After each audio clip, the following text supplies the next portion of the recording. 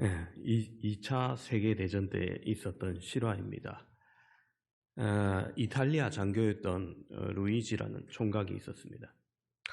그가 그리스에 파병을 갔는데 그곳에서 안겔리키라는 처자를 만났어요. 총각이 처녀에게 길을 묻고 친절하게 대답해준 처자에게 자신의 전투 식량을 나누어 주면서 고마움을 표했습니다.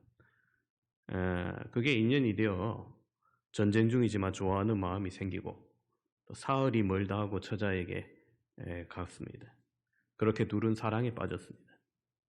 그러다가 이탈리아가 항복을 선언하고 급히 귀국을 하게 됩니다. 총각은 처자에게 전쟁이 끝나면 결혼해달라고 청혼을 합니다. 처자는 그 청혼을 받아들입니다. 그리고 전쟁이 끝난 후에 고향으로 돌아간 총각은 여전히 그 처자를 사랑했습니다. 그래서 그리스로 많은 편지를 보냅니다. 하지만 이 적국의 장교와 연애하는 것을 탐탁하게 생각하지 않았던 처자의 고모가 편지를 가로채는 바람에 한 장도 받지 못했어요. 그 상정을 모른 채 꾸준히 편지를 보내던 총각이 이 천일이 지나도록 아무 답장이 없자 이 여인이 마음이 떠났구나, 다른 사람에게 갔구나 생각을 하고 포기를 하고 다른 여인과 결혼을 하고 말았습니다. 세월이 오래 지난 후에 2차 세계대전이 끝나고 1996년 부인이 세상을 뜨자 자신의 옛 추억을 떠올리며 그리스로 여행을 갔는데 그곳에 아직 살고 있던 안겔리키를 만나게 됩니다. 놀랍게도 여자는 54년 전 결혼 약속을 굳게 믿으며 평생 독신으로 살고 있었던 겁니다. 이제 77세 할아버지가 된 루이지는 다시 청혼을 하고 할머니가 된 그녀는 받아들이게 됩니다. 그런데 안타깝게도 결혼식을 2주 앞두고 그녀는 세상을 떠나고 말았습니다. 그토록 간절한 오랜 기다림이 끝내 부부로 이어지지는 못했지만 죽기 전 서로의 사랑을 확인하였기에 아름다운 결말이지 않나 생각합니다. 오늘 우리는 간절한 기다림이 있습니까? 택배 상자가 오는 걸 기다리는 그런 가벼운 기다림이 아닌 정말 간절히 기대하고 소망하는 일이 있습니까? 이번 주부터 교회로 절기로 대강절입니다. 대강절은 예수님 오신 날을 기대하고 소망하는 절기입니다. 이 절기는 서방교회에서 약 4세기부터 지켜왔습니다. 부활절 이전 준비기간으로 사순절을 지키는 것과 같이 성탄절 이전 4주간 동안 지켜지는 절기예요. 성경에 대강절을 지켜라, 대강절 이런 말 자체도 나오지 않습니다만 교회 역사에서 나타난 절기죠. 우리가 대강절에 들어가면서 오늘 우리는 기다림에 대해서 생각해 보고자 합니다. 오늘날 우리는 무엇을 기다립니까? 아마 대부분 코로나가 속히 끝나기를 기다리고 계실 겁니다. 내년도 휴가철 해외여행 이야기 굉장히 많은 관심을 갖고 있다고 합니다. 아마 많은 분들이 그때쯤이면은 코로나가 끝나서 여행의 제약이 없어질 것이라 그렇게 기대하는 거겠죠. 그러나 우리는 보다 근원적인 것을, 근본적인 것을 기다려야 하는 사람들입니다. 사실 오늘 본문은 그다지 대강절에 어울리는 본문은 아닙니다. 예수님의 탄생에 대한 이야기가 아니거든요. 저도 이 본문으로 장례식 설교는 해봤어도 대강절에 이 본문으로 설교한 건 처음입니다. 그러나 우리는 여기서 동일한 기다림을 발견할 수 있습니다. 베드로후서는 교회 안팎으로부터 오는 박해를 어떻게 대처해야 할 것인지 가르치기 위한 목적으로 기술되었습니다. 오늘 본문 3장에서 주의 성도들을 대적하는 자들은 이 세상이 끝날 것이라는 하나님의 약속에 정면으로 도전을 합니다. 본문의 앞 3절, 4절을 보시면은 먼저 이것을 알지니 말세에 조롱하는 자들이 와서 자기의 정욕을 따라 행하며 조롱하여 이르되 주께서 강림하신다는 약속이 어디 있느냐? 조상들이 잔 후로부터 만물이 처음 창조될 때와 같이 그냥 있다 하니 이렇게 말합니다. 자, 조상들에 대한 말과 창조에 대한 말을 하는 것을 보아 유대교적인 기반을 가진 대적자들이나 혹은 유대교로 돌아간 자들이 교회를 향한 비판이 있었다는 것입니다. 그들의 논리는 예수님께서 승천하실 때 예수님의 재림이 금방 오실 것처럼 말씀하셨지만 이 베드로 후서가 쓰여질 당시만 하더라도 몇십 년이 지났는데 왜 안 오시냐는 겁니다. 그렇습니다. 조롱하는 대적자들은 말세가 없다고 말합니다. 재림이 없고 심판이 없다고 말하는 것이죠.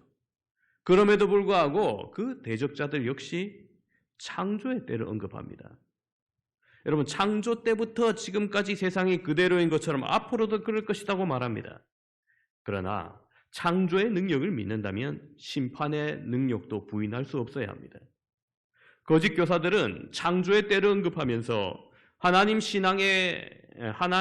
신앙 공동체의 신실한 성도인 것처럼 그렇게 처신하고 말하지만 그들은 심판을 행하시는 하나님의 능력을 무시하므로 결국 하나님의 말씀의 능력 자체를 부정했던 겁니다. 그들은 이것을 기억해야 했습니다. 과거에 세계를 창조하셨던 하나님의 말씀의 능력이 지금 현존하는 모든 것들을 유지시키는 겁니다. 그러나 유지 자체의 목적이 있는 것이 아니라 심판날까지 간수하는 겁니다. 참고 기다리는 거예요. 베드로 사도는 속히 재림이 이루어지지 않는다고 말세가 없을 것이라고 하는 그들에게 하나님의 시간과 인간의 시간이 다르다는 사실을 말합니다. 8절 9절을 보시면 사랑하는 자들아 주께는 하루가 천년 같고 천년이 하루 같다는 이 한 가지를 잊지 말라. 주의 약속이 어떤 이들이 더디다고 생각하는 것 같이 더딘 것이 아니라 오직 주께서는 너희를 대하여 오래 참으사 아무도 멸망하지 아니하고 다 회개하기에 이르기를 원하시느니라. 그렇습니다. 그리고 그 기다림은 우리의 인내도 있어야겠지만 결정적으로 하나님의 사랑으로 인한 인내인 겁니다. 바로 하나님의 오래 참으심이라는 거죠. 예수님의 승천 이후에 2000년이 지난 지금 예수님의 재림은 우리에게 어떤 의미입니까? 이미 베드로 후서가 쓰여졌을 때 예수님의 재림이 꾸며낸 얘기라며 조롱하는 자들이 있었다는 것을 우리는 간접적으로 보았습니다. 더욱이 재림과 심판을 의식하면서 도덕적으로 살아가기에 우리의 삶의 현장은 참으로 치열합니다. 마치 경기에서 이겨야 되는데 수단과 방법을 가리지 않고 이기려는 사람들에게 우리는 페어플레이로 이겨야 되는 겁니다. 치열한 경쟁 사회에서 정의와 나눔의 자리는 점점 더 좁아 보입니다. 그러나 우리는 재림의 때가 있으며 그 모든 것을 심판할 때가 있음을 믿으며 사는 사람들입니다. 살면서 그런 때가 참 많죠. 아유, 귀신은 뭐 하나 저런 거 안 잡아갖고 하면서. 정의는 왜 안 지키지나? 저렇게 추악한 사람들이 왜 잘 되나? 여러 가지 의문을 가질 만한 세상 가운데 살아가고 있습니다. 그러나 분명 심판의 때, 재림의 날은 다가오고 있습니다. 그래서 재림이 지연된다고 하나님을 향해 불신을 키울 것이 아니라 하나님이 베푸시는 회개의 기회임을 우리는 알아야 합니다. 우리는 예수님을 기다리는 사람들입니다. 구약의 성도는 오실 예수님을 기다린 사람들이고 신약을 사는 우리 성도들은, 신약의 성도들은 다시 오실 예수님, 재림의 예수님을 기다리는 사람들입니다. 그런 의미에서 동일한 예수님을 기다리는 것이죠. 여러분, 어떤 기다림이냐에 따라서 그 기다림의 강도, 절실함, 깊이와 사랑 등은 다를 겁니다. 그 애를 키우는 부부가 아내가 애들 데리고 친정 갔다 올 때 많은 남편들이 기다렸다라고 말하지만 글쎄요. 불편해서 기다린 것도 조금 있겠지만은 자유를 누려서 좋았는데 그래도 눈치가 있으니까 기다렸다고 말하는 분들도 있을 겁니다. 수능이 끝나기를 기다리는 수험생이나 제대를 앞둔 군인의 기다림은 정말 진실한 기다림이에요. 그죠? 강렬한 열망을 가지고 있습니다. 거짓의 기다림은 아닙니다만은 깊은 사랑이 필요한 기다림도 아닙니다. 전쟁터에서 아들이 무사히 돌아오기를 바라는 어머니의 기다림, 진실되고 강렬한 열망을 가지고 있고 깊은 사랑까지 있지만 초조한 기다림입니다. 자, 그럼 예수님의 다시 오심을 바라보는 성도의 기다림은 어떤 기다림일까요? 이 기다림은 진실되고 강렬한 열망도 있으며 깊은 사랑까지 있되 초조함은 없는 기다림이어야 됩니다. 이 기다림은 완성을 위한 기다림이 아닙니다. 즉, 내가 기다림으로 재림이 완성되는 것이 아닙니다. 재림은 확정된 사실이요, 이미 십자가의 사역으로 완성하셨습니다. 예수님께서 이미 승리하신 사역이요, 우리는 그 순간이 오는 것을 바라보는 겁니다. 즉, 우리의 기다림은 그 승리를 바라보는 확신의 기다림입니다. 그럼 우리의 기다림은 바라만 보고 있으면 되는 것일까요? 그냥 누워서 TV 보듯이 편안하게 보고만 있으면 되는 것은 아닙니다. 우리는 이 기다림을 통해 나를 진정한 그리스도인으로 완성해 가야 합니다. 우리가 아직 의를 온전히 행하지 못하고 도덕적인 생활을 하지 못하고 있다면 우리는 하나님의 의와 성품에 참여하도록 부르시는 이 하나님의 부르심에 힘을 다해야 하는 겁니다. 그것이 우리를 향해 오래 참으시는 그 하나님의 의지와 목적에 부합하는 신앙인의 태도입니다. 10절은 말합니다. 그러나 주의 날이 도둑같이 오리니 그날에는 하늘이 큰 소리로 떠나고 물질이 뜨거운 불에 풀어지고 땅과 그 중에 있는 모든 일이 드러나리로다. 자, 여러분, 도둑이 언제 오는지 알려주고 오지 않듯이 주의 날이 언제 올지 우리가 알 수 없다는 겁니다. 우리가 그 때와 시기를 알 수 없다고 그 심판의 때를 대비하지 않을 수는 없습니다. 그럼 우리는 어떤 사람이 되어야 마땅하냐? 11절은 우리에게 이렇게 묻습니다. 11절에 이 모든 것이 이렇게 풀어지리니 너희가 어떠한 사람이 되어야 마땅하냐? 오늘 우리는 이 질문에 해답을 찾으면서 은혜를 받는 귀한 시간 되시기를 소망합니다. 첫 번째로 이 기다림에 거룩한 행실이 있어야 됩니다. 다시 11절을 보시면 이 모든 것이 이렇게 풀어지리니 너희가 어떠한 사람이 되어야 마땅하냐. 첫 번째, 거룩한 행실과 이렇게 얘기해요. 여러분, 우리가 행실이나 행위로 구원받는 것은 아닙니다. 구원은 온전한 믿음의 문제죠. 그러나 우리의 믿음으로 구원받으나 믿음만 있으면 완성된 성도가 되는 것이 아니라는 겁니다. 하나님 앞에 나와 주여 삼창 외치고 자기 믿음이 뜨겁고 좋으나 거룩한 행실이 없는 사람들이 종종 있습니다. 같은 성경 베드로후서 1장 5절은 이렇게 말해요. 그러므로 너희가 더욱 힘써 너희 믿음의 덕의 지식을 이렇게 얘기해요. 그렇습니다. 믿음의 덕이 따라와야 되는 겁니다. 분냄을 참지 못해서 공동체 안이나 이웃과 불화로 크게 싸움이 일어난다든지 하면 여러분 교회의 덕이 되지 아니하겠죠. 또한 이 말의 힘, 이 조그만 혀로 인해서 비방이나 시기나 분쟁이 유발하는 경우가 있습니다. 말에서도 덕을 세워야 되는 거죠. 믿음에 이런 덕을 세우며 살아가야 됩니다. 이런 덕을 세우거나 절제함이 없이 오직 자신의 믿음만 뜨거울 때 세상 사람들로부터 비방과 조롱을 받고 자기 믿음만 소중하게 생각하는 이기적인 집단으로 보이게 됩니다. 그로 인해 전도의 문이 막히게 되는 악순환이 계속되는 거죠. 여러분, 우리가 하나님의 은혜와 긍휼로 믿음으로 구원받는다 하여도 그 하나님의 자비하심으로 주님의 거룩한 성품에 닮아가는 거룩한 행실이 뒤따라서 개인의 덕과 교회의 덕을 세워나가는 저와 여러분 되기를 소망합니다. 두 번째로 이 기다림에는 경건이 있어야 됩니다. 다시 11절을 보시면은 이 모든 것이 이렇게 풀어지리니 너희가 어떠한 사람이 되어야 마땅하냐. 거룩한 행실과 두 번째로 경건함으로 이렇게 말씀하세요. 여러분, 거룩한 행실 이후에 경건함이 필요합니다. 그럼 거룩한 행실과 경건의 차이는 무엇일까요? 여러분, 그것을 알기 위해 먼저 경건의 의미를 제대로 파악하는 것이 중요합니다. 우리가 경건하면은 흔히 교회 와서 조용히 앉아서 예배드리고 근엄하게 있는 것을 경건이라고 생각하기 쉽습니다.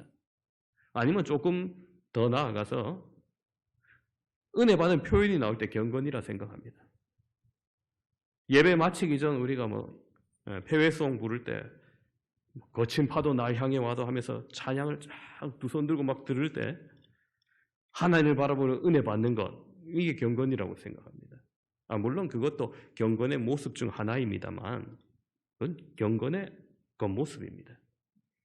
진짜 경건은 그 열매가 중요한 거죠.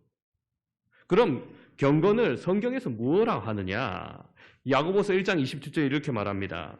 하나님 아버지 앞에서 정결하고 더러움이 없는 경건은 곧 고아와 과부를 그 환난 중에 돌보고 또 자기를 지켜 세속에 물들지 아니하는 그것이니라. 자, 여기서 경건을 두 가지로 말하죠.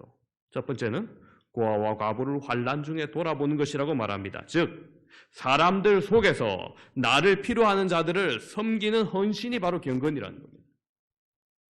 내가 하나님을 바라보고 은혜 받고 하나님 때문에 평안을 누리고 다 좋습니다만 그것으로 우리의 경건이 온전해지지는 않는다는 겁니다.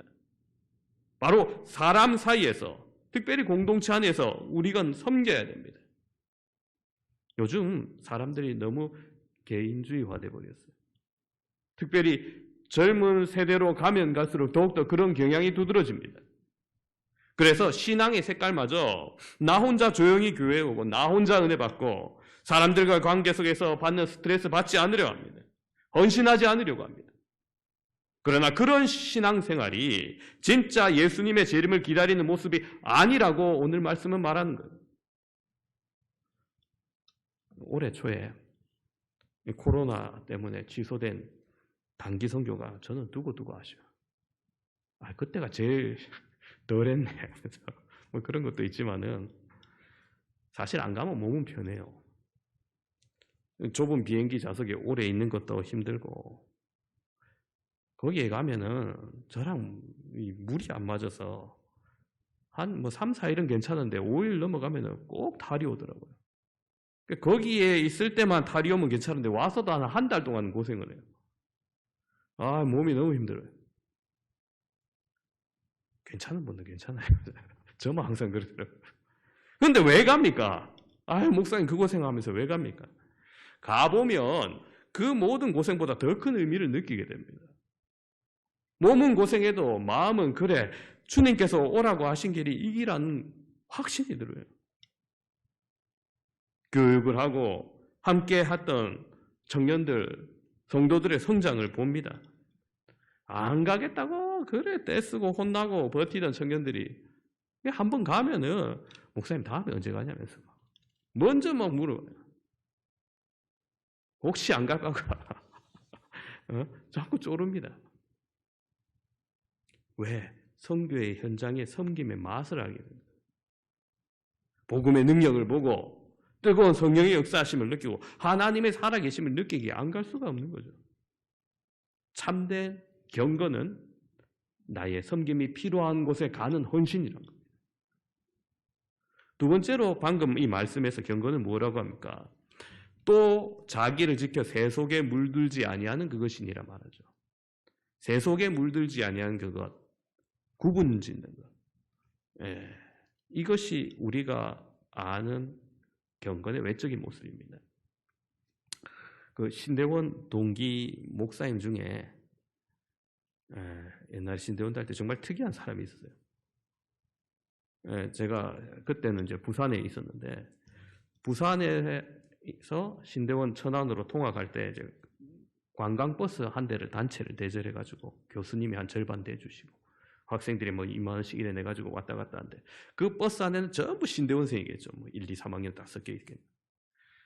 그런데 그 안에서 거룩한 말만 흘러나와야 되는데 정교에서 딱 한 사람이 있어요. 정말 좀 특이한 뭐라고 해야 되나? 좀 비속어? 이런 여러분, 대한민국 남자들이 평소에 막 신사래도 예비군 군복만 익혀놓으면 이상하게 변하는 습성이 있어요. 예. 아무리 뭐 신사고 이래도 예비군 훈련장 가면 다 이상하게 막 뭐 침 아무 때나 뱉고 막 담배꽁초 아무 때나 버리고, 예, 그런 말투가 흘러나온 거예요. 여기서 이런 말투가 왜 나오나 해서 내가 깜짝 놀라서 뒤돌아봐서. 예, 근데 그 친구가 뭐 그때만 그런 말투를 쓴 게 아니고 평소에도 신대원에서 보니까 늘 그런 말투를 쓰더라고요. 야, 이상하다 해서 지인들한테 한번 물어봤어요. 야, 저 친구 말투가 왜 저러냐? 그러니까 하는 말이, 아이고 형님이 좀 이해하이소 하면서 저 친구가 해병대 군대에서 예수를 믿어가지고 거기서 그대로 은혜 받아서 신대원에 오다 보니까 그 말투 그 습관이 그대로 굳어졌다고 그러는 거예요. 뭐 그럴 수도 있죠. 우리 하나님의 은혜는 어디에나 다 두루 미치니까 그게 가능은 한데, 야, 교역자로서 저런 행시로 투가 좀 덕이 안 되겠다 이렇게 싶더라고요. 근데 의외로 사역하고 있던 교회에서는 평판이 좋다는 거예요. 아니 어떻게 그럴 수 있냐고 하니까 이 친구가 겉모습과 행실은 좀 가벼워 보여도 섬길 사람들을 잘 섬긴다는 거예요. 네? 심지어 그때 전도사 시절이니까 그 친구 사역지에서 이 할머니들이, 아이고 전도사님 보면은 예수님 보는 것 같다면서 이런 말까지 나온다는 거예요. 예, 그런 말을 동기들한테 듣고 보니까, 아, 사람이 역시 겉만 보면 안 되는구나 이런 것을 다시 한번 느꼈습니다. 그렇죠. 여러분, 여기서 거룩한 행실과 경건의 차이를 좀 느끼시겠죠. 거룩한 행실은 경건의 외적 모습과 유사하다면은, 여러분, 경건의 내적 모습은 바로 열매, 즉 헌신에 있어야 한다는 겁니다. 거룩한 행실은 경건의 일부가 될 수 있습니다. 그러나 경건은 외적 경건과 내적 경건 모두 다 갖춰졌을 때 비로소 참된 경건이 되는 거죠. 그래서 오늘 본문은 거룩한 행실과 경건함 두 가지를 다 말하는 것입니다. 바라고 나길은 우리 교회가 이런 거룩한 행실의 덕과 경건의 열매가 풍성하여 주님 오실 날을 기다리는 참된 성도가 더욱더 많아지기를 간절히 소망합니다. 세 번째로 이 기다림은 간절한 사모함이 있어야 됩니다. 12절을 보시면은 하나님의 날이 임하기를 바라보고 간절히 사모하라고 말씀합니다. 2013년에 뉴욕타임즈에서 베스트셀러 책을 소개했습니다. 제목이 고래가 보고 싶거든요. 두껍고 어려운 책이 아니라 아주 얇은 대부분의 그림인 동화책이에요. 고래를 보고 싶어하는 한 아이에게 들려주는 시 같은 말들이 나옵니다. 뭐 예쁜 그림이 그려져 있고 이렇게 돼 있어요. 고래가 보고 싶니? 그렇다면 창문이 있어야 돼. 그리고 바다도 시간도 있어야 해. 바라보고 기다리고 저게 고래가 아닐까 생각할 시간. 저건 그냥 새잖아. 깨달을 시간도. 뭐 이런 식의 시와 그림이 쭉 이어집니다. 그 속에서 화자가 말합니다. 고래가 보고 싶니? 그렇다면 의자랑 담요가 있어야 돼. 너무 편한 의자는 안 돼. 너무 포근한 담요도 안 돼. 깜빡 잠들면 고래가 와도 볼 수 없잖아. 고래는 내가 눈 뜰 때까지 기다려주지 않거든. 그러면서 달콤한 향기를 내는 분홍색 장미가 눈에 들어와도 모른 척 해야 된다고. 바다 위를 떠가는 배가 와도 펠리컨처럼 우스꽝스러운 새가 와도 눈길이 빼앗기면 안 된다고 말합니다. 동심을 자극하는 신기한 벌레나 하늘에 멋지게 떠있는 구름도 밝게 빛나는 태양도 거기에 마음을 뺏겨서는 안 된다고 말합니다. 고래를 보고 싶으면 오직 바다만 바라보고 고래만 생각하고 오직 고래를 기다리고 또 기다려야 한다고 말합니다. 아이의 시선을 빼앗을 만한 아름다운 모든 것들은 사실 악한 것들이 아닙니다. 그럼에도 불구하고 고래를 보고 싶다면 그 모든 것을 뒤로 미루고 고래를 바라보라는 겁니다. 오늘날 빨리 이루어져야 하는 시대, 빠름의 시대, 빠르지 않으면 가치가 없는 것 같은 인스턴트 시대에 진정한 사랑의 기다림이 무엇인지 우리에게 가르쳐주는 책인 것 같습니다. 우리는 이런 기다림으로 우리 주 예수 그리스도의 재림을 기다리고 있습니까? 너무 어렵습니까? 그러나 하나님은 이런 한 곳만 바라보는 사랑으로 우리를 기다려주셨고 지금도 그렇게 기다리고 계십니다. 세상 만물을 창조하시고 그 모든 것이 보시기에 좋았다라고 말씀하신 하나님께서 인간으로 인해 이 세상의 죄와 욕심으로 망가져가는 것을 바라보면서도 오래 참으시고 인내하시고 그렇게 우리를 사랑하십니다. 마치 목자가 딱 한 마리밖에 없는 그 목자듯이 그 한 마리를 돌보듯이 우리 한 사람 한 사람을 그렇게 돌보십니다. 그렇게 죄인이 회개하기를 돌아오기를 기다리시는 하나님이신 것입니다. 우리도 이런 사랑의 하나님 앞에 간절한 기다림의 사랑으로 나아가기를 소망합니다. 아이가 장미와 구름과 펠리칸의 마음이 뺏기지 않고 오직 고려만 바라보듯이 하나님께서는 우리만 바라보시고 우리가 돌아오기를 기다리셨습니다. 9절은 말합니다. 주의 약속은 어떤 이들이 더디다고 생각하는 것 같이 더딘 것이 아니라 오직 우리 주께서는 너희에 대하여 오래 참으사 아무도 멸망하지 아니하고 다 회개하기에 이르기를 원하시느니라. 그렇게 예수님을 우리에게 보내주시고 멸망시키고 심판해야 될 인간을 또 그렇게 기다려주셨습니다. 하나님의 그 오랜 기다림의 사랑에 이제 우리도 간절한 사모함으로 나아가시는 저와 여러분 되시기를 바랍니다. 오늘 말씀을 정리합니다. 사랑하는 성도 여러분, 우리가 말세를 살아가며 조롱과 핍박을 받을지라도 흔들리지 말 것을 오늘 말씀은 권면합니다. 주님은 분명히 오십니다. 재림의 때를 기다리며 살아갈 때 분명 우리에게 고난이 있습니다. 그러나 그 인내와 고난은 나를 진정한 성도로 만들어갑니다. 그것을 통해 우리는 새하늘과 새 땅을 바라봅니다.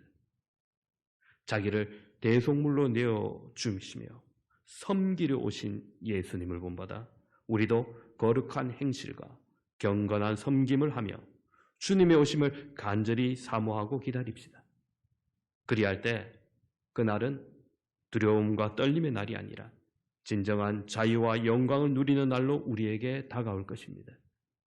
그날을 간절히 기다리는 저와 여러분 되시기를 주님의 이름으로 축원합니다. 기도하겠습니다.